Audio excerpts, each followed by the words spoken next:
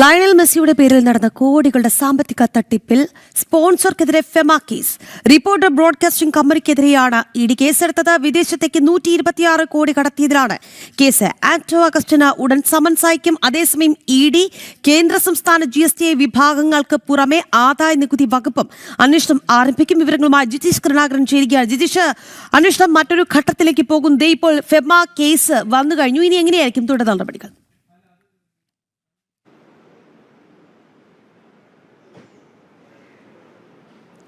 ഇക്കാര്യത്തിൽ അന്വേഷണ സംഘം എൻഫോഴ്സ്മെന്റ് ഡയറക്ടറേറ്റ് കൂടുതൽ ശക്തമായ നടപടിയിലേക്ക് കടക്കുന്നു. മെസ്സി വിവാദങ്ങളുമായി ബന്ധപ്പെട്ടും മെസ്സിയുടെ പേരിൽ നടത്തിയിട്ടുള്ള വലിയ തട്ടിപ്പ്, കോടികളുടെ തട്ടിപ്പുകളുമായി ബന്ധപ്പെട്ട് എന്നത് തന്നെയാണ് വ്യക്തമാകുന്നത്. നേരത്തെ ഫെമ കേസ് രജിസ്റ്റർ ചെയ്ത് വിദേശ നാണ്യവിനിമയ ചട്ടം ലംഘന കേസ് രജിസ്റ്റർ ചെയ്ത് മുന്നോട്ട് പോകുമെന്ന കാര്യം എൻഫോഴ്സ്മെന്റ് ഡയറക്ടറേറ്റ് വ്യക്തമാക്കിയിരുന്നു. എന്നാൽ അതുമായി ബന്ധപ്പെട്ട പ്രാഥമികമായ അന്വേഷണത്തിലായിരുന്നു എൻഫോഴ്സ്മെന്റ് ഡയറക്ടറേറ്റ് സംഘം ഉണ്ടായിരുന്നത് എങ്കിൽ ആ പ്രാഥമികമായ വിവരശേഖരണം പൂർത്തിയാക്കി ഇപ്പോൾ ECI രജിസ്റ്റർ ചെയ്തിരിക്കുകയാണ് എന്നതാണ് അതിൽ ഏറ്റവും പ്രധാനമെന്ന് പറയുന്നത്. ഇതുമായി ബന്ധപ്പെട്ട് കൂടുതൽ ചോദ്യം ചെയ്യലുകളിലേക്ക് കൂടി വൈകാതെ തന്നെ അന്വേഷണ സംഘം കടക്കും. പ്രത്യേകിച്ച് ആന്റോ അഗസ്റ്റിൻ ഉൾപ്പെടെയുള്ള ആളുകളെ ചോദ്യം ചെയ്യേണ്ടതുണ്ട്. അവരിൽ നിന്ന് വിശദമായി തന്നെയുള്ള മൊഴി രേഖപ്പെടുത്തേണ്ടതുണ്ട്. 126 കോടി രൂപ അർജന്റീന ഫുട്ബോൾ അസോസിയേഷന് താൻ നൽകി എന്ന കാര്യമാണ് ഈ സ്പോൺസറായ അർജന്റീന മത്സരത്തിന്റെ സ്പോൺസറായി മുന്നോട്ട് വന്ന ആന്റോ അഗസ്റ്റിൻ വെളിപ്പെടുത്തിയത്. അങ്ങനെയെങ്കിൽ 126 കോടി രൂപയുടെ ഇടപാടുകൾ സംബന്ധിച്ച രേഖകൾ കണ്ടെത്തേണ്ടതുണ്ട്. നിലവിലുള്ള പരിശോധനകളിൽ ഒന്നും തന്നെ ഈ വലിയ സാമ്പത്തിക ഇടപാടുകളിലെ കൂടുതൽ ദുരൂഹതകളിലേക്ക് നീങ്ങുകയാണ്.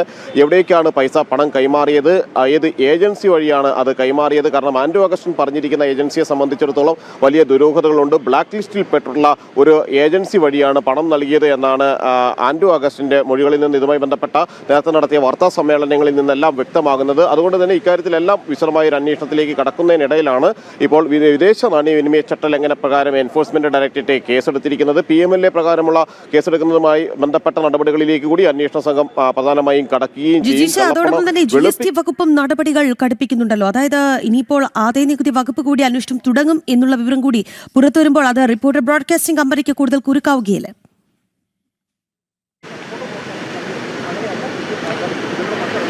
രാജി, ഇക്കാര്യത്തിൽ ആദായ നികുതി വകുപ്പ് കൂടുതൽ വിശദമായ ഒരു അന്വേഷണം, കാരണം നേരത്തെ പറഞ്ഞതുപോലെ തന്നെ GST സംസ്ഥാന GST ഇക്കാര്യത്തിൽ അന്വേഷണം നടത്തുന്നുണ്ട്. സംസ്ഥാന GSTക്ക് ലഭിക്കേണ്ട 22 കോടിയോളം രൂപ സംസ്ഥാന GST സേവന നികുതി ഇനത്തിൽ ലഭിച്ചിട്ടില്ല. അതേ ഘട്ടത്തിൽ തന്നെയാണ് ഇത് വിദേശ പണമിടപാടുകൾ കൂടി നടന്നു എന്നതുകൊണ്ട് തന്നെ സെൻട്രൽ GST കേന്ദ്ര GST കൂടി ഇക്കാര്യത്തിൽ വിശദമായ ഒരു അന്വേഷണത്തിലേക്ക് കടക്കുകയും ഒപ്പം തന്നെ സംസ്ഥാന GSTയോട് റിപ്പോർട്ട് തേടുകയും എല്ലാം തന്നെ ചെയ്തിരുന്നു.